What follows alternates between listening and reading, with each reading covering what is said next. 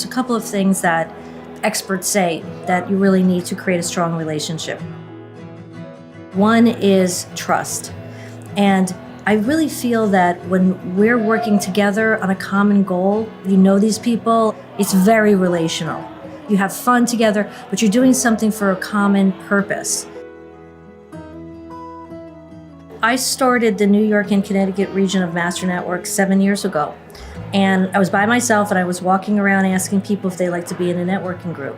And now, almost 7 years later, we have today 610 people in our membership in just this region. When I started out Master Networks, I got in as a member like anybody else. But when I got immersed into the culture, meeting all the people, visiting chapters, doing lots of face-to-faces, at the heart of it was always the culture. How could we take that culture and apply it intentionally? So as I learned from Tina about how to build networks and build chapters, I realized that she did so much of it intentionally just by the nature of who she is. She's a very kind leader, she's a servant leader, and she just really wanted to make sure that people got together and talked.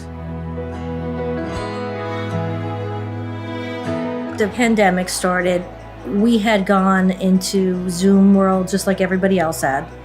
But nothing beats seeing each other face to face in real life. We're going to stay and have virtual meetings, but we need to have this connection. We need to see each other. We need to hug each other if you're allowed to. You've been looking at these people for sometimes 2 years. Some people have never even met in person. So now what's wonderful about it is they're getting an opportunity, and I can hear them out there hugging and carrying on.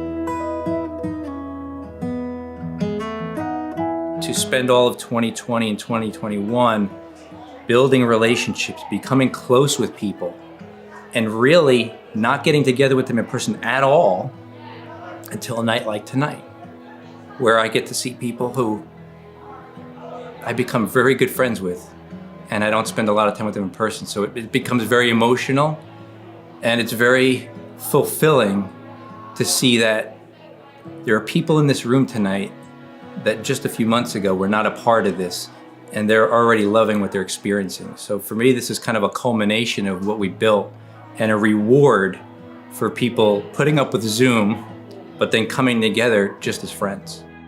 We had to postpone the event, so the fact that we postponed it and we've still had this many people come and register and support and really want to know how they can be part of the community has been amazing. The idea was to come up with some creative events that would bring people together, and our mandate is to always have some sort of community component to it. So it was brought up at the council, and it made sense to tie a sock drive to this event.